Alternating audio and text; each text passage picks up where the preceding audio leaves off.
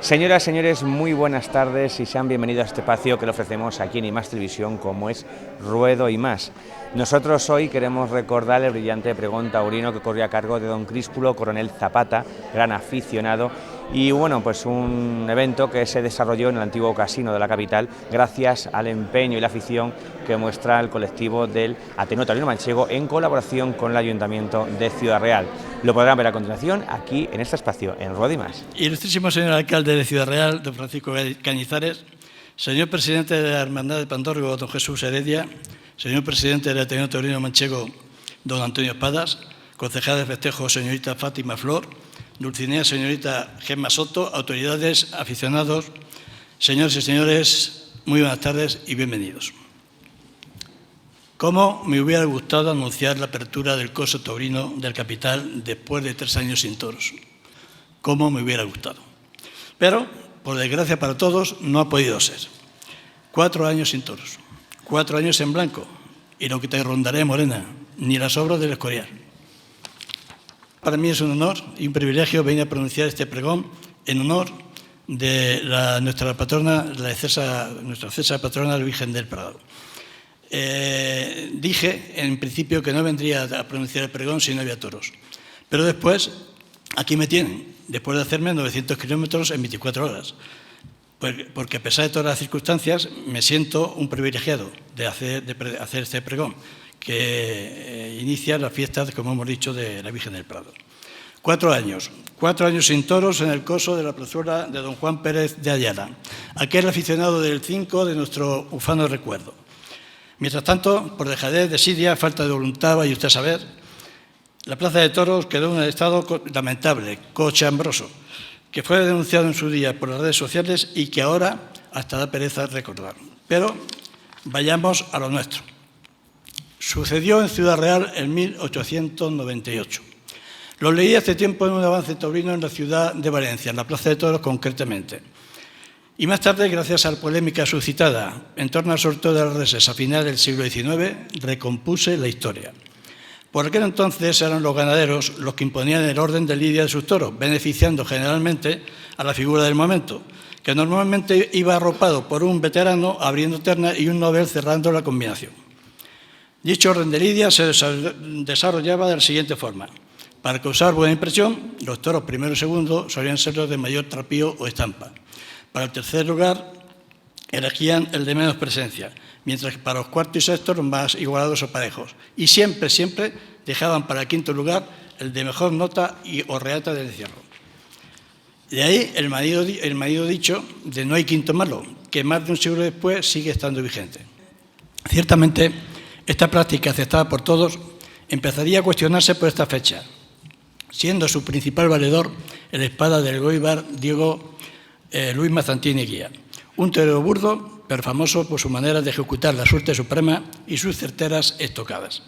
Pues bien, don Luis, como solían llamarle sus coetáneos, por sus elegantes maneras y su cuidada formación intelectual, en ocasión de coincidir con el Guerra en la Semana Grande de San Sebastián, de 1896 se impuso al segundo califa cordobés, no teniendo más remedio que aceptar el envite del sorteo, aunque no de muy buena gana.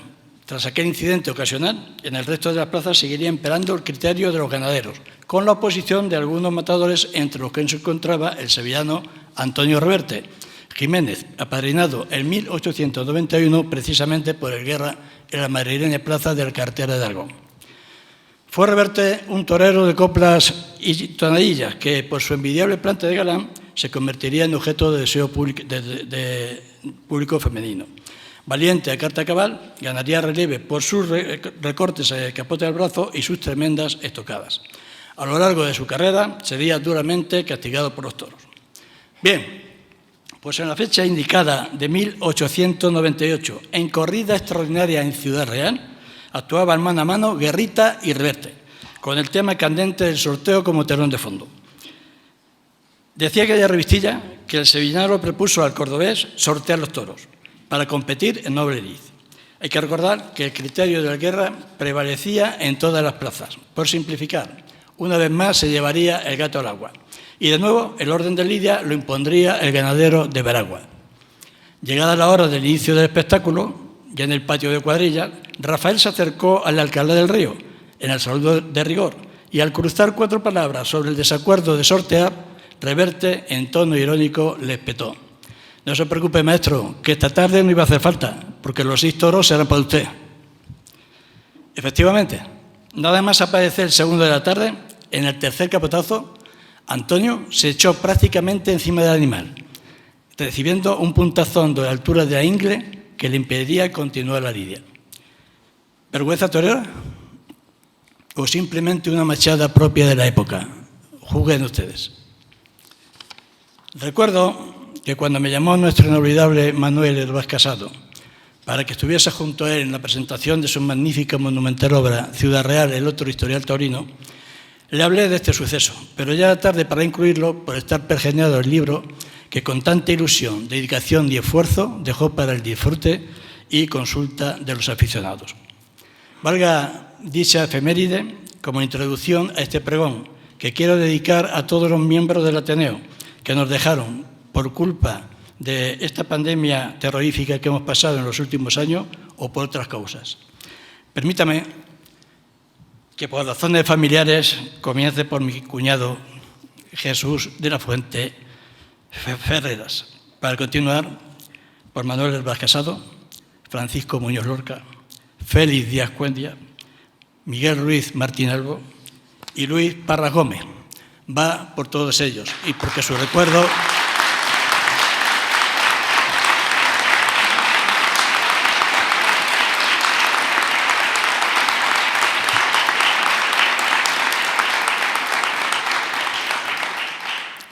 recuerdo permanezca siempre vivo entre nosotros, su gran familia taurina.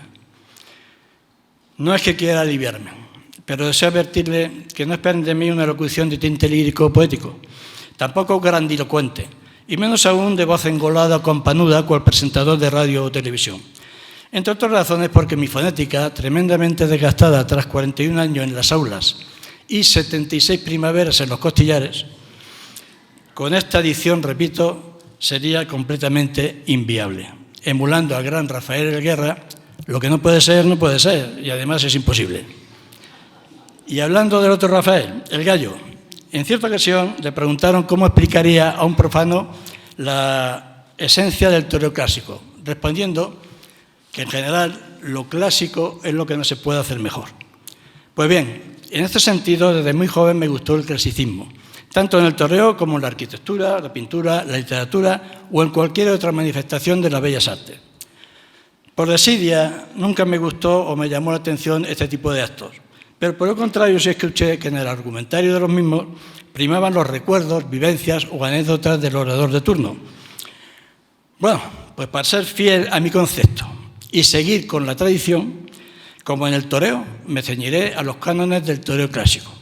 Y mi disertación versará fundamentalmente sobre mis recuerdos taurinos, como no podía ser de otra manera, relacionados con Ciudad Real.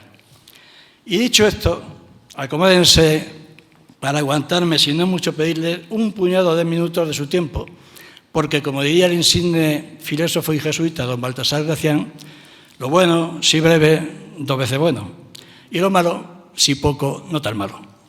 Esperando su benevolencia en el juicio postrero, gracias anticipadas. Añafiles y atabales, con singular armonía hicieron salvas.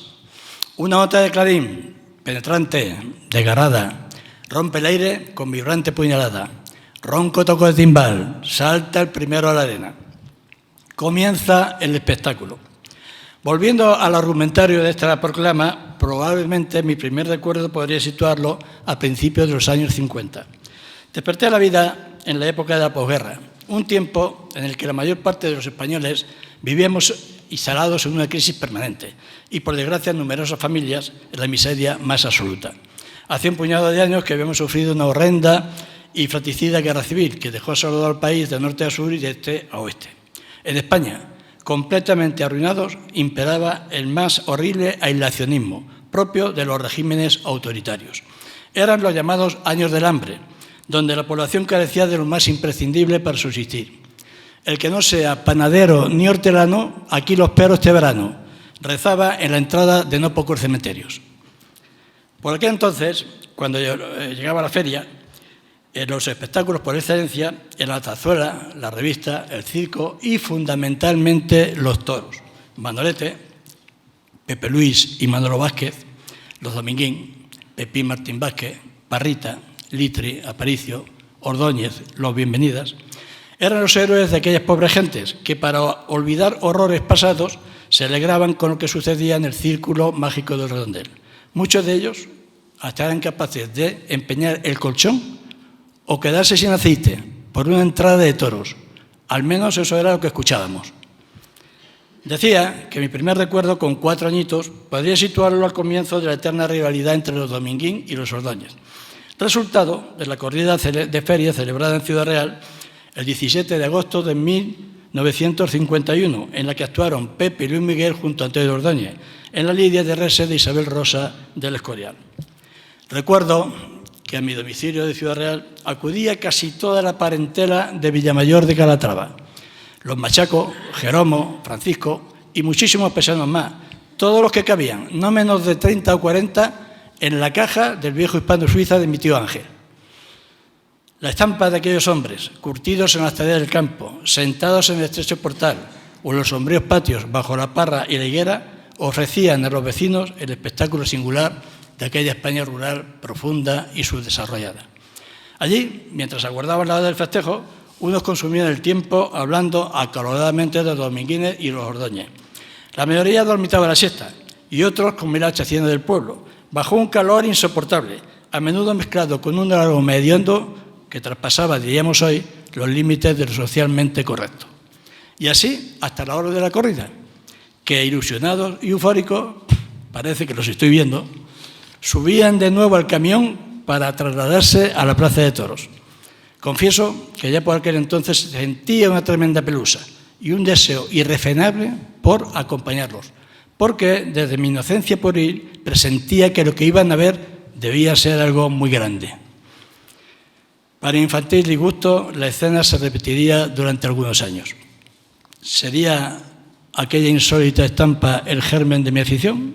Pues muy probablemente. Les voy a contar una efeméride de este tiempo. Sabido es que la capacidad de asombro de los niños es inimaginable. Cierto día, mientras echábamos un partido en las eras, oímos el ruido ensordecedor de un helicóptero. Pasmados nos quedamos cuando aquel pajarraco se hizo visible, y más aún cuando comenzó a bajar para posarse en nuestro improvisado campo. Nos quedamos completamente paralizados al ver descender a un hombre de uniforme, joven, rubio, bien parecido, con una sonrisa de oreja a oreja, que nos pedía que nos acercásemos mediante señas. Se trataba del capitán Robert, que pronto se ganaría nuestro afecto y confianza regalándonos chicles, caramelos, chocolatinas y otras golsillas. Robert pertenecía a la base militar de Poblete, una de tantas que los americanos establecerían en España, dada la privilegiada situación que gozaba nuestro país para la defensa del mundo libre. El capitán Robert bajó con su nave varias veces, al colmarnos de chuches, y cuando no podía hacerlo, daba un par de vueltas sobre el campo y nos saludaba desde las alturas. Ni en el mejor de los sueños podría imaginar que aquel simpático capitán representaba la ayuda americana, algo parecido al famoso Plan Marshall, que para la reconstrucción de los países que participaron en la Segunda Guerra Mundial y del que España, debido a su postura no beligerante, fue excluida. Recordemos sobre este particular la gran película de Berlanga, Bienvenido, Mr. Marshall, un film pletórico de humor y amargura al mismo tiempo que reflejaba con toda fidelidad la España de los 50.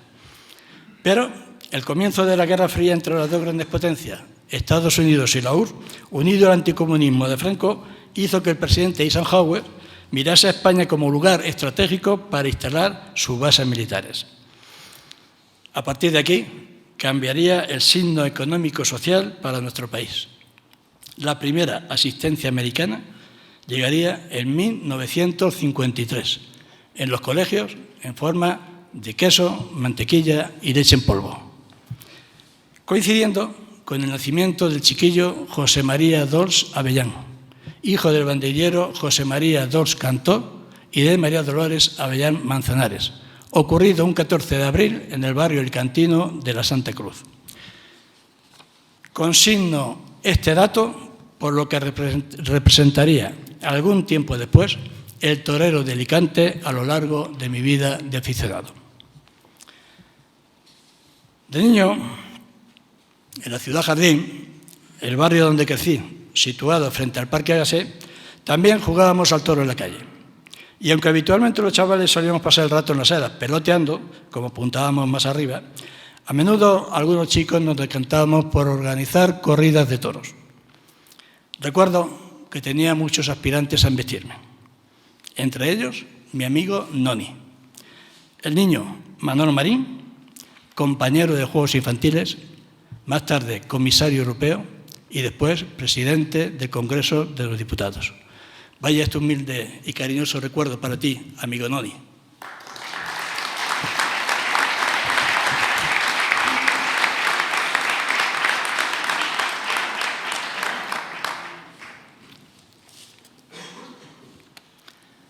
Añafiles y atabales, con singular armonía hicieron salvas.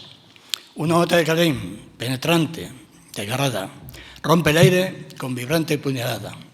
Ronco toque de timbal, salta el segundo a la arena. Con evidente nostalgia, recuerdo aquellas novedades económicas, verdadero foco de mi afición, con Pedro de los Reyes, Teodoro Muñoz, Juanito Coello, Isidro Caballero Talega, Santiago García Pescaderito o Luis Lillo, el espontáneo, entre otros, y que fueron mis primeros escarceos en el coso de la capital gracias a la benevolencia del primo Pedro. El primo Pedro, como se le conocía en casa, era un pariente de mi padre, al que nos unían fuertes lazos afectivos y familiares. A la sazón era policía armada y con relativa frecuencia prestaba servicio en una de las puertas de sol del coso taurino. El resto es fácil de adivinar. Me dejaba ver por los aledaños de la plaza y a una señal del primo Pedro, en complicidad con el portero de turno, corría raudo momento antes de cerrar la puerta, perdiéndome entre el público como previamente me habían anunciado. Menudo chollo. Andando el tiempo no me perdía una. Picadas y sin picar. Heriberto García, Cadena Torres, el citado Juanito Coello, Rafael Martín el Zorro, Abelardo Vergara, Jacinto López el Rere, Santiago Martín el Viti, Clemente Antolín el Millonario, eran otros nombres habituales en los carteles de novieriles de Ciudad Real y que recuerdo con una mezcla de admiración y añoranza. De mi época de adolescente guardo otras dos bonitas anécdotas relacionadas con las gentes del toro. Corría el año 62 y ya me movía con cierta desenvoltura en el mundillo taurino local. Mi amistad con Andrés Prado Cárdenas Aito y otros torerillos de la época, con los que alternaba ocasionalmente, era el vínculo fundamental para estar al día de todo lo que se cocía en el ambiente del toro. Además, tenía otra pandilla del entorno estudiantil, con la que quedábamos en el Parque Gasset o los antiguos Villares Vidal, dependiendo de la estación del año. Y hago este apunte por lo siguiente. Para el domingo de Resurrección se había programado en nuestra plaza una novillada picada de muchos quilates. En el cartel, el portugués Armando Soares, la presentación del nuevo fenómeno de masas Manuel Benítez el Cordobés y Carlos Corbacho, gaditano de la línea, con utreros de Carlos Núñez.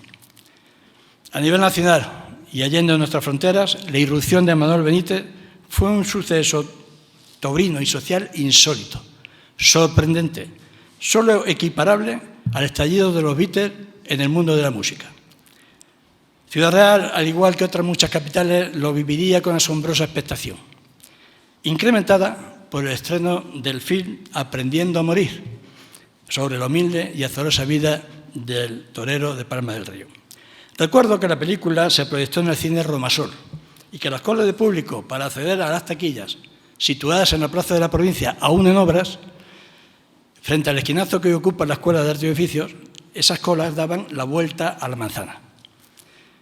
Novillados punteros y matadores de figuras, por aquel entonces solían hospedarse en el antiguo hotel Alfonso X el Sabio, en la calle Cuchillería, a escasos metros de los Villares Vidal, ubicados en el actual Bar Quijote, esquina con Paloma y Lanza. Recuerdo que estábamos jugando una partida de dobles en la primera mesa, próxima a la puerta de entrada, cuando aparecieron 3 o 4 personas foráneas entre las que reconocí al joven novillero Carlos Corbacho.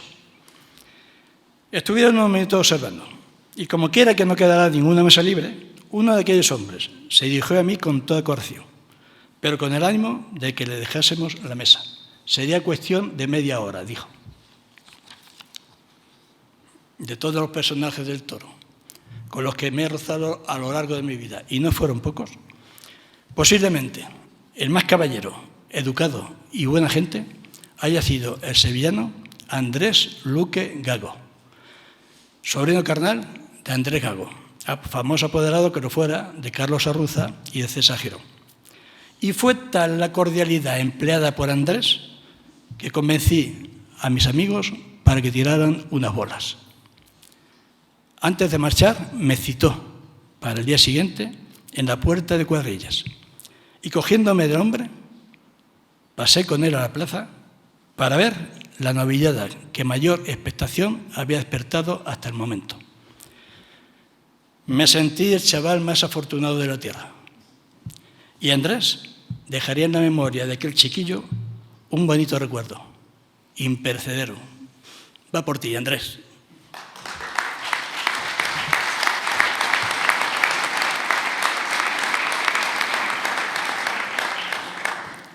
Y miren ustedes casualidades de la vida. Aquel mismo día había una desaforada curiosidad a las puertas del hotel para ver salir al monstruo de Palma del Río. Expectación incrementada por una publicidad muy estudiada por parte de su apoderado Rafael Sánchez Pipo. Entre aquella multitud se encontraba mi hermano Pepe, que sin hacerle ascos al toro se decantaba más por el juego del balón. Pepe era un chavalín que por aquel entonces no levantaba 3 palmos del suelo. Y al ver al cordobés, impulsado por un no sé qué, espontáneamente exclamó: «¡Olé tus bemoles!». Eludo a propósito la literalidad del sinónimo. La reacción de Benítez, después de dedicarle la mejor de sus sonrisas, fue abrirle la puerta del coche y llevárselo con él a la plaza. Y de esta manera, y sin pagar un duro, pudimos ambos gozar del singular espectáculo. Aquella lejana e histórica tarde, el de la línea mojó la oreja al de Palma del Río. ¿Y de qué manera? Añafiles y atabales, con singular armonía hicieron salvas. Una nota de clarín penetrante, desgarrada, rompe el aire con vibrante puñalada. Ronco toco de timbal, salta el tercero a la arena. Por esta fecha, inicio de los 60, con 15 o 16 años, notaba que la sangre empezaba a hervirme por intentar ponerme delante de un becerro. De forma que me fui distanciando de la pandilla habitual para adentrarme en las entrañas del ambiente taurino local de la mano de mi buen amigo Aito. Como Andrés Prado, había otros torerillos en la capital, o bien residentes, que tenían la hierba en la boca, tales como el cordobés Domingo Acedo, el malagueño Francisco Torrealba Paco de Ronda, Pepe Sabater, el valenciano Alejandro Colomer, Pedro Guerra Guerrita o el gitano Antonio Maya. Fueron unos años muy bonitos, donde di mis primeros pasos en el manejo de los trastos, alternando los estudios con alguna capea o hablando y aprendiendo de toros por boca de los inolvidables Isidro Caballero Talega y Antonio Navas Elcano, en las tabernas de Pedrucho, Paco Carrión, El Niño Gloria o Grano de Oro, por aquel entonces los mentideros taurinos de la capital. De todos los torerillos de la pandilla, el más entrañable con diferencia fue Andrés Prado, que superaba al resto en afición, casta y ganas por ser gente en el mundo del toro. Las únicas capeas a las que asistí en mi vida como torerillo, Picón y Torrenueva, fueron del amado de Andrés. Y con él aprendí que el toreo no era para mí. Aquellas vacas grandonas, con una vela impresionante, y en la mayoría de los casos toreadas, me quitaron las incipientes ganas de ser torero. No me cuidaron. Definitivamente lo mío no era esto. Había que tener mucho valor y yo estaba muerto de miedo. O había que estar loco y yo estaba demasiado cuerdo. Por el contrario, mi amigo Andrés, que después de una larga lucha llegó a debutar con caballeros en el 72, se empeñó en vivir del toro y lo consiguió sobradamente, haciéndose con el tiempo y no poco esfuerzo, un sagaz empresario y acreditado ganadero. Vaya este sincero y recuerdo para ti, amigo Andrés.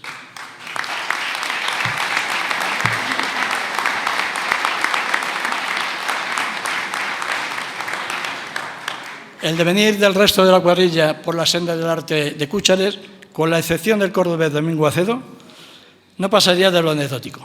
Ilusiones frustradas, sueños imposibles y más de una gindama. Con diferencia, Domingo fue el que alcanzaría mayores glorias. Después de triunfar en repetidas ocasiones en Ciudad Real en el 63 y 64, en nuestro caso tuvo una feliz presentación con caballos en la capital. El suceso tuvo lugar en el mes de mayo del 65, en festejo organizado por la Asociación de la Prensa, con un cartel nada menos que con Francisco Rivera Paquirri y Sebastián Palomo Linares. Domingo se proclamó el triunfador de la corrida, al cortar la única oreja a las reses de Rodríguez Pacheco de Salamanca. Actuaría en alguna que otra función en su tierra, terminando su carrera en la llamada tercera, San Sebastián de los Reyes, en tardes desafortunadas, alternando con Manuel Álvarez Cervala y Pedrín Benjumea. Domingo sufriría espeluznantes cogidas, que sin llegar a calarle terminarían minando su ánimo. Dejó de torear, se hizo maestro, ejerció en Jerez y en Córdoba, donde actualmente disfruta de una bien ganada jubilación. No volvimos a verlo más por Ciudad Real. Sin lugar a duda, el personaje más original y el que rezumaba torerías puertas era el ciudadaleño Pepe Sabater. También el más soñador, fantasioso y presumido de la partida. Claro que tenía algo que le hacía diferente: porte, maneras y arrogancia. En resumen, Pepe olía a torero a distancia. A Sabater no lo vimos torear nunca, solo de boquilla, porque además de fantasioso y vanidoso, disfrutaba de un piquito de oro que invocaba con sus historias al más pintado. El que lo conocía bien y sabía de sus correrías era Aito. Y la verdad es que nos hacía reír contando las cosas de Pepe Sabater. Les voy a sequear, a modo de ejemplo, para que lo vayan conociendo, con una anécdota increíble, revelada por el protagonista y que nos dejó pasmados al resto de la cuadrilla. Decía Pepe que en cierta ocasión fue a actuar con Vaquerito a la Puebla de Don Rodrigo, con tal mala fortuna que una vaca de impresionantes pitones le prendió, por valga sea la parte, rajándole el escroto de arriba abajo y dejando los dídimos desprotegidos y al descubierto. Proseguía diciendo que, trasladado a un cuartucho de mala muerte que hacía las veces de enfermería, el matasano de turno cosió aquello de mala manera, dejándoselos separados. Mirad, porque no es cosa, decía, pero si me los veis, los tengo igual que dos guindas. Pepe Sabater, sin palabra, genio y figura.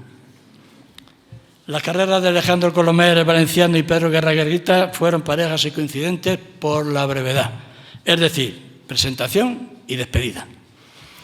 El valenciano en octubre del 64 tomaría parte en el festival organizado por el Guardia Civil y tantas veces lo puso en órbita aquella garrandona y destartalada vacucha que inmediatamente se enrolaría como paracaidista en la base murciana de Alcantarilla. El crédito y la experiencia en subir y bajar se lo había ganado con creces. In memoriam, amigo Alejandro.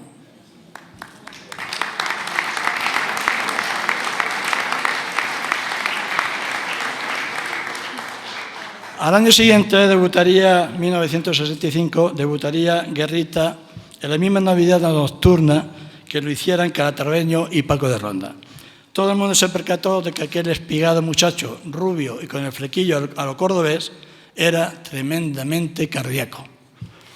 Todo menos él, que argumentando la falta de oportunidades en Ciudad Real, marchó de su casa de maletilla. Terminó con sus huesos en Barcelona, donde se enroló en la Policía Nacional. No volví a saber nada más de mi amigo Pedro Guerrita. Añafiles y atabales, con singular armonía, hicieron salvas. Una nota de Clarín, penetrante, desgarrada, rompe el aire con vibrante puñalada. ronco toque de timbal, salta el cuarto a la arena. Un aforismo común de nuestra vida es afirmar que cualquier tiempo pasado fue mejor. No creo que este aserto sea aplicable a todas las disciplinas y situaciones, pero si lo ajustamos a nuestro jardín, obtenemos un pleno. Según las estadísticas, durante la década de los 60, en la Plaza de Toros de Ciudad Real se celebraban una media de 10 espectáculos anuales, entre corridas, novedades picadas, económicas, festivales y cómicos. En nuestro tiempo sería ridículo el cotejo. El coso taurino de la capital solía abrir sus puertas el domingo de Resurrección con una corrida de toros, para seguir por el Corpus, la festividad de San Pedro y San Pablo, beneficencia, la programación de la feria y alguna que otro festejo durante el mes de septiembre. Fueron tiempos prolíficos, cuando se dejaban acartelar los novilleros Manuel Álvarez El Bala, Miguel Oropesa, Gabriel de la Bazurito y Manuel Cado del Pireo, Andrés Torres el Monaguillo, Antonio Ruiz el Barquillero, José Rivera Riverita, Palomo Linares, Francisco Rivera Paquiri, José Luis Capillé o José Ruiz Baos, calatraveño, entre otros, causantes todos ellos de grandes alborotos y tardes indelebles. El suceso del torero de Bolaños, por el revuelo que produjo en la provincia, sería materia de análisis aparte. Aunque las cifras suelen ser frías, por el contrario resultan orientativas para calibrar la dimensión del gran acontecimiento provincial, local y regional que supuso la irrupción del joven bolañego. Decir que nuestro coso realizó la increíble cantidad de 55 paseillos entre novilladas, festivales y corridas. En las últimas, la cantidad de 35. Un dato hasta entonces inalcanzable y me atrevo a aventurar que imposible de superar en nuestro tiempo. Tras una carrera meteórica como novillero, durante las temporadas de 66 y 67, bajo la influencia de sus principales valedores en la capital, don Cecilio López Pastor y Diego del Moral Ollero, y apoyado por su pueblo y la provincia entera, que evidenciaban incontenibles deseos de contar con un matador de la tierra, José tomaría la alternativa en la feria de 1968. Ciudad Real estaba pidiendo a gritos un torero. Nadie recordaba un matador anterior al fenómeno de Bolaños de Calatrava. Bueno, miento. Habría que remontarse muchos años atrás. Para dar, finales del siglo XIX, para dar con otro espada legendario, así mismo bolañego, Leandro Sánchez de León, el popular Cacheta. Indudablemente, los años 60 fueron tiempos de gloria para la tauromaquia. Sí, bien digo, tiempos de gloria. Jamás hubo en el escalafón superior un plantel tan amplio de celebridades, todos diferentes en sus conceptos y de una personalidad muy acusada. Ninguno se parecía al otro. Diego Puerta, Paco Camino, El Viti, Mondeño, El Cordobés, Jaime Hostos, Andrés Hernando, Gregorio Sánchez, César y Curro Girón, Victoriano Valencia, Manuel García Palmeño, Andrés Vázquez, Rafael de Paula, Antonio China Antoñete o el incombustible Curro Romero, entre otros muchos que hicieron el paseillo en nuestra plaza cosechando grandes éxitos. También en lo social, los 60 trajeron a España grandes cambios económicos. Los planes de desarrollo, el éxodo rural y las inversiones extranjeras mejoraron el nivel de vida de los españoles, formándose una incipiente clase media, la famosa clase del 600, hasta entonces inimaginables. Asimismo, hubo mutaciones en el toreo, que empezaba a tornarse más exigente y crítico, sobre todo en la presentación del toro. Retirado Manuel Benítez del Cordobés, se impuso un animal grandón, pasado de romana y de enormes pitones. Y lo más grave es que a menudo se paraba y con demasiada frecuencia doblaba las manos. Cuando el toro se cae, la fiesta se derrumba. Ese era el eslogan que corría de boca en boca entre los aficionados. Con este animal llegaría el muletazo suelto, llamado unipase, el crúzate, crúzate, y en definitiva el aburrimiento general.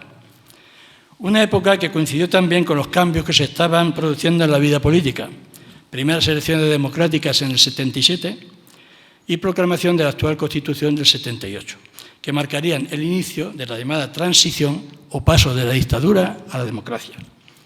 Fue un tiempo feliz para la tauromaquia, como hemos apuntado antes, sin etiquetas de tinte político, donde el mundo de la cultura se volcó en torno al toro y al torero como héroe. Antoñete y Curro Vázquez, entre otros, figuras de la llamada movida madrileña, fueron ejemplos por su relación con la intelectualidad de la época. Y paradójicamente, también fueron tiempos muy duros, durísimos.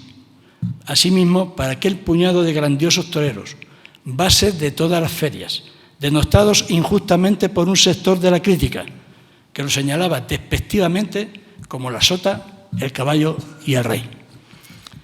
Nos estamos refiriendo a una gran generación formada por los Paquirri, Teruel, Dámaso, Capea, Curro Vázquez, Manzanares, Robles, Domínguez, Ojeda, Ortega Cano, Emilio Muñoz, Esplá, Espartaco, Soro, Méndez, Campuzano y otros. A los que el toreo, fíjese usted lo que le voy a decir, a los que el toreo nunca agradeció ni agradecerá el enorme esfuerzo realizado por el cambio al toro grande. En este país no te reconocen hasta que la diñas. Ángel Teruel dice. Y entre ellos, nuestro José Ruiz Calatraveño.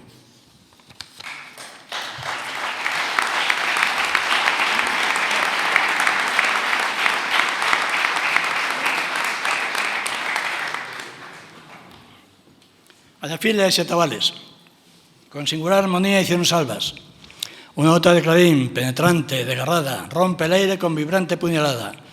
Ronco toco de timbal, salta el quinto a la arena. Con poliverde, versión oficial, o cuernos bravos, según mi amigo el recordado Diego del Moral, de la ganadería de don Samuel Flores, Calatraveño ascendería al rango de matador el 17 de agosto del mencionado año 1968, con un cartel de auténtico lujo. Apadrinó la ceremonia el sevillano Diego Puerta, en presencia del salmantino Santiago Martínez Viti.